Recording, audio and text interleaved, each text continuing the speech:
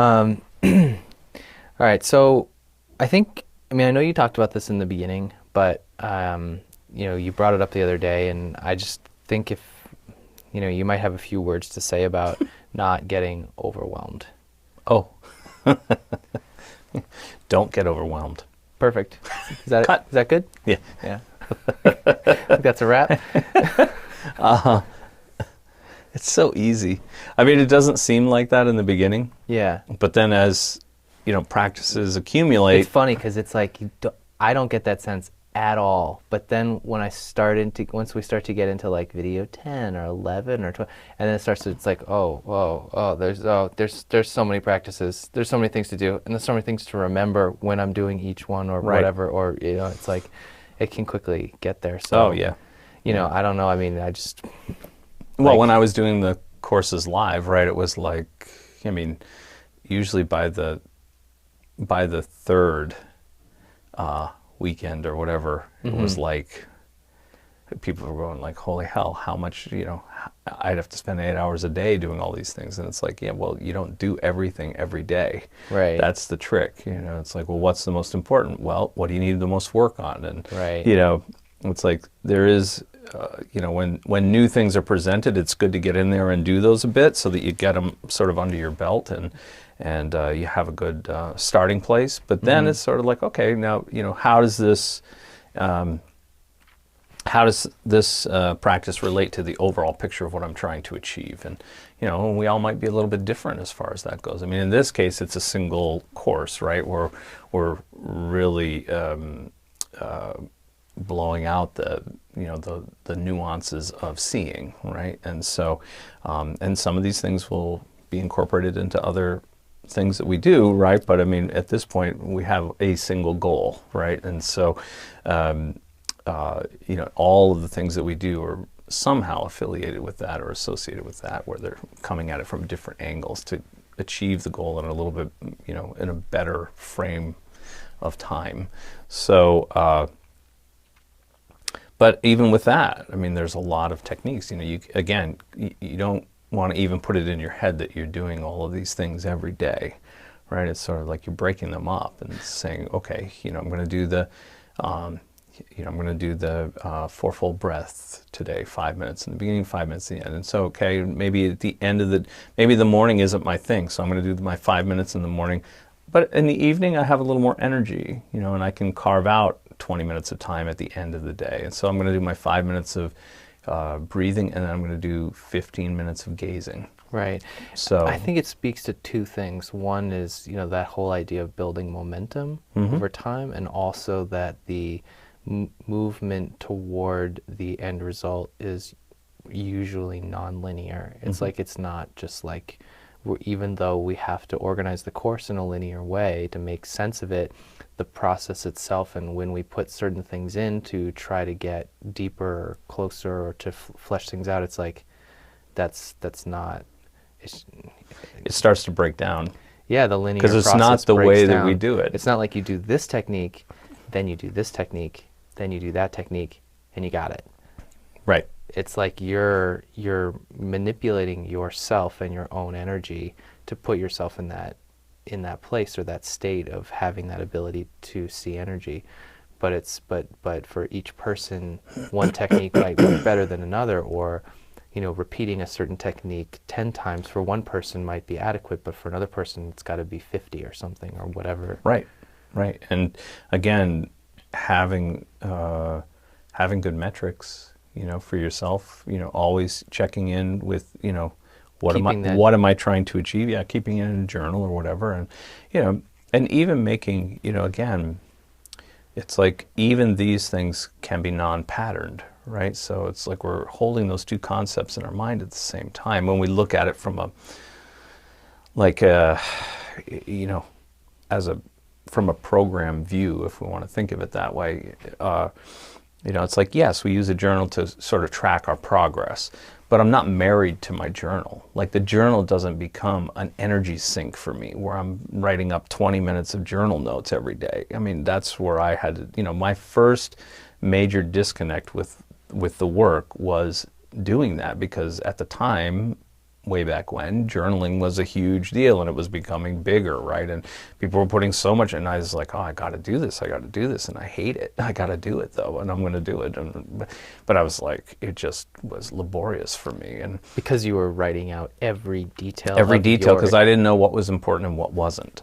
And so, you know, again, as time went on and I had other schooling and different things going on, I was like, you know, I think I could make my journals into like more like lab notebooks, which was, you know, like date, time, bullet points of, you know, here's the technique that I'm doing, here's the result that I want, how did I do, you know, time that I did it, how did I do it, you know, and then whatever was relevant at the time. And if I got decent results, I just put on, oh, did it, got good results, you know, and it's like, oh, I know what that means.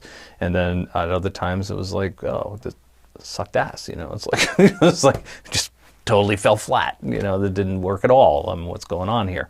And then looking at, again, using a journal as more of a, you know, sort of a guideline for patterns.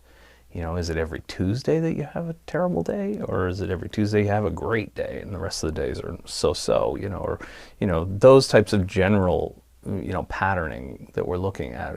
It's much easier to see in hindsight than it is, you know, looking forward, or even on a day-to-day basis, right? We want to see bigger blocks of time to see these patterns that are sort of accruing. And but I'm not putting so much effort into it where the journaling becomes, you know,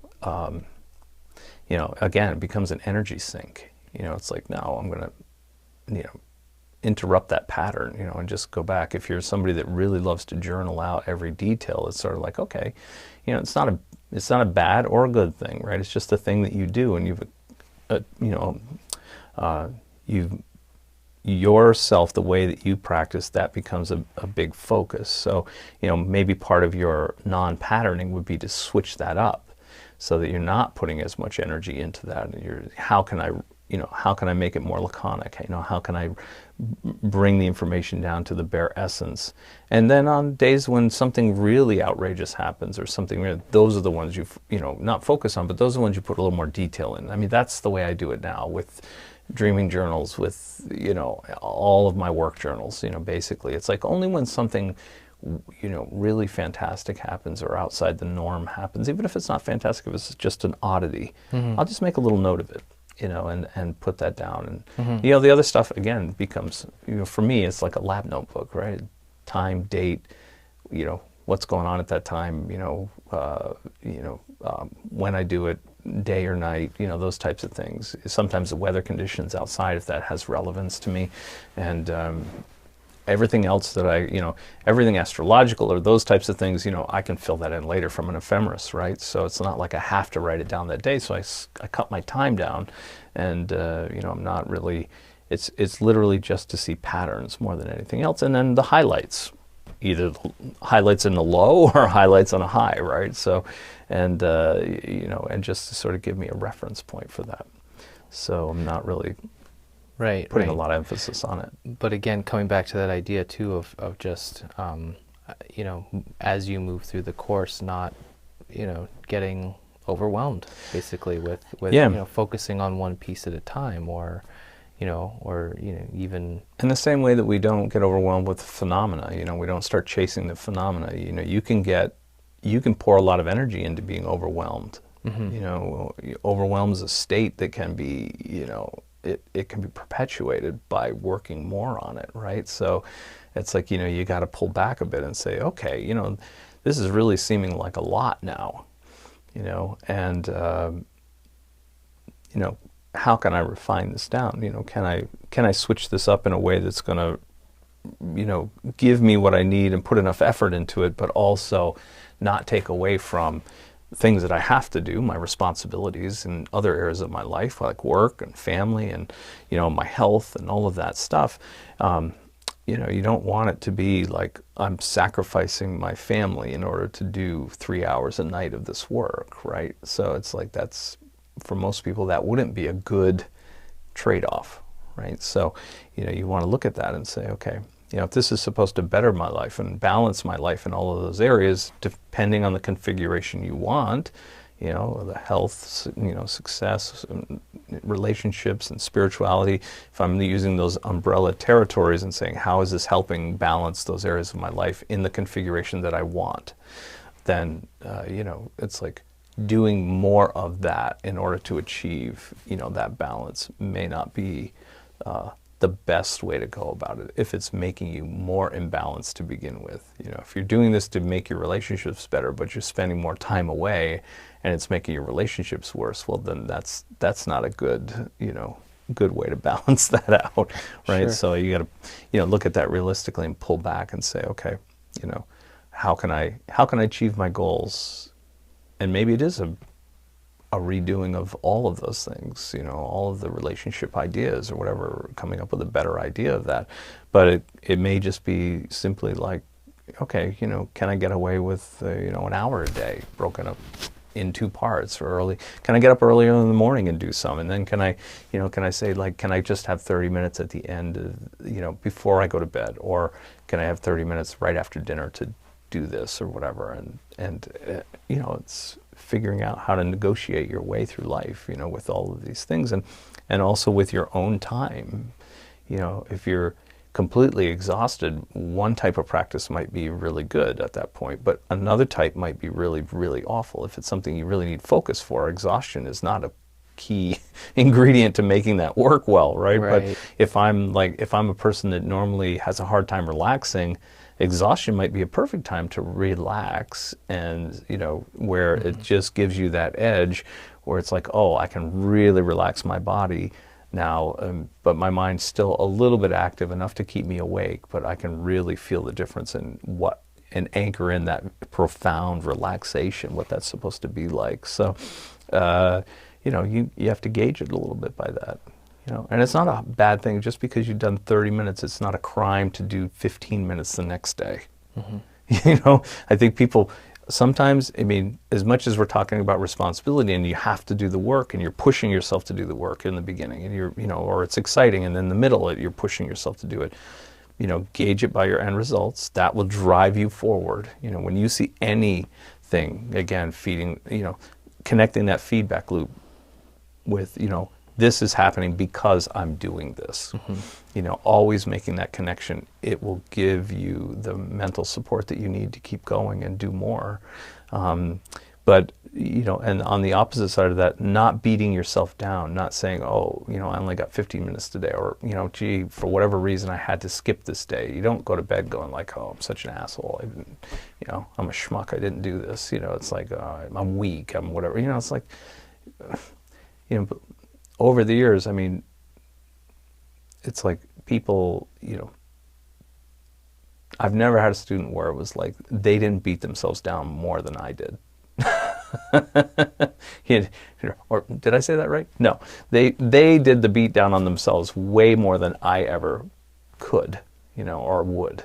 You know, it's like I'm pretty good about holding people's nose to what they've done, you know, or not done more appropriately. But but I find that people are extremely hard on themselves when they set up these outrageous expectations and then wondering why they can't hit it, and beating themselves to hell when they're, you know, when they don't hit it. It makes me think of that story of you showing up late to class and being an idiot, and sitting outside because I didn't want to, you know, it was like taking the extreme.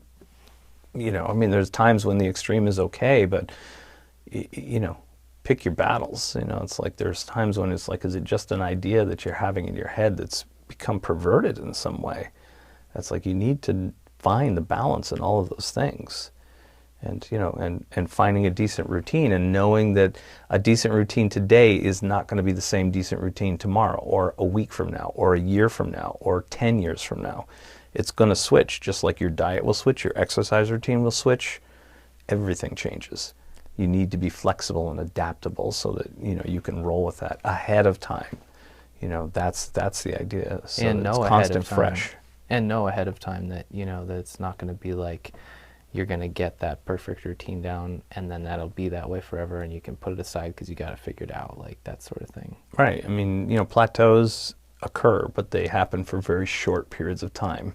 And if you don't move through them, you're either going to drop through the bottom and it's going to go down, or, you know, you're either going to go down from there or you're going to go up. You're not going to stay on this level playing field. Oh, if I can just get there, I'll be, you know, whatever. It's like, no, you got to continue to move or you're going to fall away from that. So it's like, you know, you constantly have to, you know, don't put it in your idea, you know, don't put it in your head that, you know, the idea is if I can just get here, I'll be, you know, happy, good, whatever, you know, that'll be it. I'll rest in this place for the rest of my life. It's like, no. Then, you know, because as soon as you have that idea, it's already broken. Mm-hmm. You know, it's like, you can't, I mean, you can enjoy those territories, you know, but you're never going to just rest there for the rest of your life. It's not going to happen, you know, because things have to move. That's a principle of the universe, right? It's like nothing is standing still. And if you think you're going to stand still while everything else is moving around you, it's already a ridiculous idea. You're already pretty spent. You're already pretty spent, right? You're going to either drop or you need to keep moving. And so, you know, you can move at a slower pace or a slower rate if you want, and really enjoy what's around you more, smell the roses, so to speak, right? Right. And that's great. I mean, that's where we're all really trying to get to. I don't know many people that hit a very high level of performance and then they just sort of like, that's it, I'm done. You know, they retire or whatever it is. You know, it's like, no, they usually, you know, they keep their hand in it because they enjoy it, but they just have more time to really enjoy life, you know, whatever that is for them, whatever, you know, whatever floats their boat at that point, you know. So, so I think that's adequate on the flexibility of the practice, right? Definitely, for each person. I mean, just when you brought it up, when we were talking about, you know, what to film and planning it out and everything, it was like, yeah, that's good. It's good to reiterate it. I know. I mean, you know, every time that, you know, we've had conversations like this, or I've heard you say things like that in class, I cannot think of a single time where that wasn't helpful, impactful, and supportive. You know, it was like, okay, right, yeah, don't get overwhelmed. You know, okay, I'm doing enough. Just keep going. You know, it's like that's always been really helpful. So yeah, and evaluate it, right? Because it's, you know, definitely a multi-pronged approach is much better than trying to hit the magic bullet, right? Like, oh, this is the technique that's going, right. You know, it's like, yeah, it is a technique, but which is the best technique? And it might, if all the techniques, what's the best one? Yeah. You know, it's like, and there may be a best one, but it's not the only one. Right. And so, and everybody will be a little different too, right? And some people that technique won't work worth crap for them, and other people, you know, it'll throw them over the top, and that's great. But it's more an idea of this multifaceted approach to get to your end result is going to be much more balanced and much more productive than the single technique done 2 hours a day for a month will put you in the zone. You know, it's like not very likely. Right. Yeah. So. Awesome. Cool. Thanks. Yeah. That's perfect. Good. All right. Ba-boom. There we go. Yeah.